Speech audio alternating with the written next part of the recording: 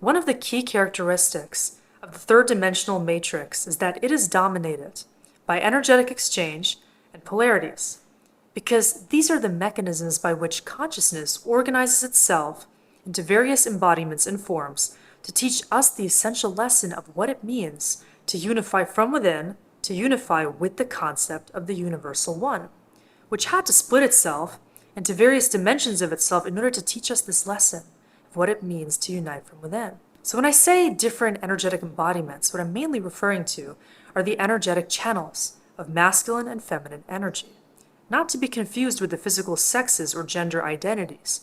Every single man and woman houses both masculine and feminine energy. And I want you to think about these in terms of specific qualities, characteristics, and energetic signatures, which are connected to both masculine and feminine sources. Now, the reason why there are many men that are hyper-masculine in nature, and many women as well, who are either hyper-masculine or hyper-feminine in nature, is because it is a challenge for us to side equally with both gender polarities. All of us have the ability to either align neutrally with both or to disassociate from either. And depending on how closely we associate with each of the gender poles within us determines how balanced we are as a human being as a whole. When it comes to feminine energy, men very often come into contradiction with it because there is the stigma associated with men being too feminine. A lot of men fear tapping into their feminine energy because they feel as though tapping into feminine energy will make them too vulnerable, too weak, too susceptible to risk or possibly being seen as overly feminine simply because they're surrendering and tapping into the feminine oracle within them. Now, similarly, many women these days also fear tuning into their feminine energy because that would mean choosing to relinquish their need to control.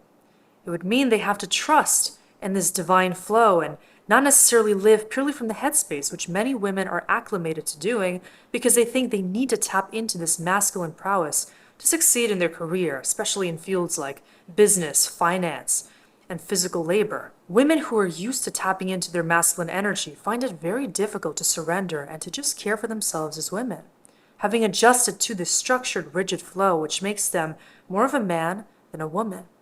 But for a woman to disown her femininity means she's going to deal with certain feminine issues, because sooner or later, the lack of femininity within a woman leads to certain imbalances.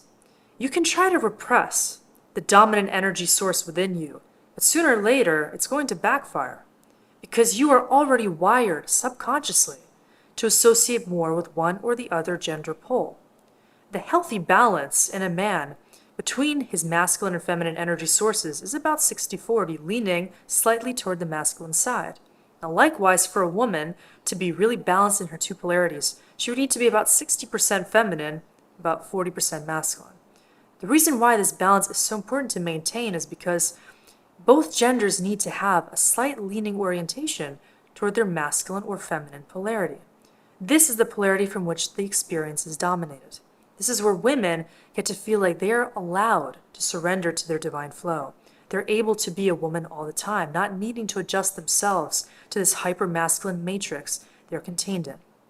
So beginning with a woman, I want to talk about the characteristics associated with both masculine and feminine identities. A woman who is strongly feminine gets to live her life feeling trust toward the entire universe at large. A woman who has a healthy dose of femininity is going to feel creative, receptive, open, trusting toward the masculine, very receptive to all forms of feedback, and be also non-judgmental and also structured enough to take her feminine intuition and drive it toward a certain endeavor. A woman who is hyper-feminine in nature, meaning, let's say she has over 60% of her feminine charge and is ruled mainly by her femininity, she's going to have a difficult time containing this energy and channeling it into a specific task. A woman who is hyper-feminine in nature might be emotionally chaotic, might feel like she's all over the place all the time, and might not be able to manifest successfully because she's lacking the structure, determination, and stamina that the masculine energy is associated with. Now, on the flip side, a woman who is hyper-masculine in nature and who fears her own femininity is going to feel a very difficult time connecting to the source of that still wisdom within her. She's going to be living purely from the head, which is an artificial place for a woman to be in. A woman who's purely driven by logos and by rationality is going to be overwhelmed by this experience and have to feel like the demands of life are constantly being bombarded at her. A woman who lacks femininity is going to feel like the world is somehow cruel or harsh toward her because by disowning her femininity, she puts herself at odds with herself. She chooses to resist the universe's flow. And in doing so, she only toughens the load, which means she will consistently be putting on more of this masculine facade just to keep up with the demands that her own resistance is imposing on her life. Now, clearly, we could see that a woman who is either too masculine or too feminine in nature is going to deal with implications. Because a woman is not meant to put too much emphasis on one or the other energetic flow. A healthy dose of masculinity will create the perfect balance for the feminine to feel grounded in her own receptive awareness. A woman needs the feminine and masculine to be balanced because only by increasing her masculine receptivity to the feminine side of her can she actually draw on this need to be feminine. Only by choosing to, in a masculine way, assert her femininity can she provide herself the container to be.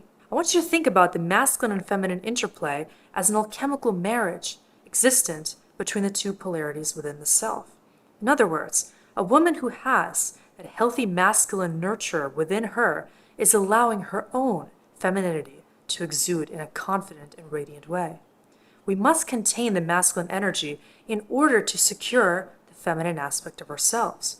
Just like in a healthy relationship, the man provides a safe container for the woman to express her emotions, to be powerful, confident, and loved. Within the self, the masculine energy serves to secure the need for the feminine to relax into her own wisdom and deep awareness. Now, within the feminine needs to be this feeling of security, this feeling of she can set her own boundaries through the masculine assuredness in order to allow her femininity to simply be. And this is the task of every woman, to learn how to be both grounded and balanced in her own surrendered flow. And when it comes to the masculine, a similar kind of interplay of energy occurs. However, the reciprocal charge is important to look at. A man who lacks feminine energy is going to feel super overwhelmed all the time by the rigid flow of life. They're going to feel like they need to constantly be doing, working, almost to exhaustion, and somehow that's never going to be enough. They're going to feel like to succeed, they must continue to do things and work overdrive in order to prove themselves. Somebody who is lacking feminine energy is going to always feel the need for the ego to seek more security through more action, never feeling settled and fulfilled because they believe that through the arrogant charge of the masculine, they can achieve that control and possessiveness over their own security. Now, when the masculine introduces the feminine energy, they can experience enough trust to allow themselves to surrender in this process of manifestation. Because naturally, the masculine energy is the manifester. It is the energy that gives, that does, that works, and that exudes a forward-moving charge that never stops and is always resiliently moving towards a certain goal.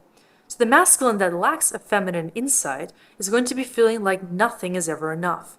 There's going to be a desire to constantly, greedily pursue more without feeling settled within the self.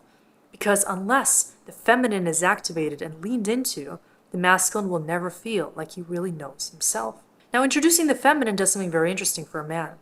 It allows the man to think both rationally and creatively, both strategically and intuitively, which means he's forced to contend with these two forces within him and to surrender to the one that actually feels right. The feminine is all about feeling, while the masculine is all about thinking and doing. So even when a masculine plans ahead, tapping into the feminine energy could pull him into a different thought process, because that stream of consciousness is even more aligned with the divine source. A man who feels more with his heart and thinks with his mind in unison is going to feel like he is motivated by his soul and his higher self to pursue things in the earthly realm. Only a man who is balanced in both masculine and feminine energies can allow himself to really pursue his higher purpose, not just the egocentric purpose that his masculine self is encouraging him to play out in the world. Now, on the flip side, there are many men these days who are hyper-feminine in nature, who have disowned their masculinity because perhaps they never had a father figure, or they felt a fear connected to their ability to assert themselves. Many men who have too much feminine energy simply are confused about their own identity. They may not be sure about who they are or feel a lack of confidence surrounding the qualities that they authentically represent. For such men, it's important to recognize that only by discovering who they really are, by understanding their passions, their true qualities of self, and their mission, can they really tap into their masculine awareness. The ego is meant to ensure success. This identity allows you to contain all of your strengths and to push them toward a certain outcome. It allows you to move confidently in the direction of your choosing, which means you must already be feeling what direction to go in. More importantly, when a man decides that he is to think and feel in unison, he is able to reason beyond his own ego. When a man can transcend his egocentric need to just assert control and dominance and leans into the feminine aspect of soulful inspiration, he's able to pursue egoically what his soul desires most. And herein lies the true art of manifestation. When you're able to draw in possibilities from the field based on what you are an energetic match to. You pursue these possibilities because you feel they are right and have the conscious intention to pursue what your heart knows you are meant to be doing.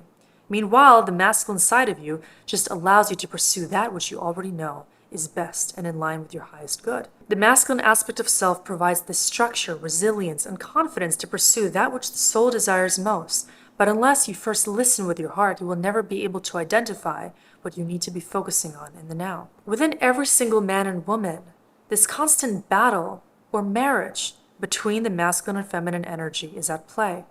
If you choose to divorce either polarity within you, you're going to be just dealing with yourself. You're going to be at odds with the other energy for as long as you choose to disconnect from one or the other polarity, and this will wreak havoc on various aspects of your life. You may try to outsmart one or the other polarity within yourself, but sooner or later you will be clashing with that opposite polarity in the world around you. Because remember, the external matrix is just a representation of you. So many people who deal with relationship issues have issues with abundance, with manifestation, with creativity. They lack one or the other masculine or feminine polarity within themselves. By changing your orientation and by falling in love with the opposite polarity within you, you are in essence falling in love with the opposing qualities in your life. The root cause of many masculine and feminine energies is found in early childhood, due to our formative years being some of the most important moments when our subconscious relationship with the masculine and feminine polarities were laid out. Specifically, many maternal issues are related to feminine energy imbalances. Many masculine issues are related to paternal or father issues. People who lack that paternal energy within themselves usually have an issue feeling disconnected from their father figure. Many women who lacked a father figure end up becoming hypermasculine, having to compromise for that lack of masculine energy by becoming more masculine themselves, just as many men who lacked feminine energy end up becoming more feminine because they're choosing to dissolve that lack of femininity within themselves by choosing to espouse more of that same polarity. In order to heal these imbalances, we need to understand that we can become whole by now choosing to embody more of that energy. A woman can choose to own more of her femininity by pushing herself to become more passive, more trusting, surrendering more to the divine flow, because only by doing so can she start to manifest more harmonious outcomes in life. Just as a man can learn to amplify his masculine energy more healthily by choosing to embody more of that masculine role, by training himself to be more confident, more self-assured, more resilient, more powerful in all aspects of his life. It is ultimately a choice how we choose to embody one or the other energy. It is a choice how we choose to associate with both, or either. Because ultimately, this is all about the journey back home within our own consciousness to understanding why we even manifested the experiences we did that taught us to associate with one or the other polarity. Our entire life is the manifestation of our higher self's desire to learn energetic balance, to learn how to merge our consciousness with the divine flow of awareness, which is always found when we choose to look outside the box and to see from this whole prism perspective of how our life was manifested with meaning. For you to learn how to manifest divine balance between masculine and feminine, learn to see all men and women in your life as oracles, reflecting some aspect of yourself back to you so that you can learn to harmonize from within. Think about what dynamics you manifest in your relationships, in your partnerships, friendships, and even in your family that have taught you important lessons about how to side with both masculine and feminine energy. And remember, ultimately, all relationships, all dynamics point back to you.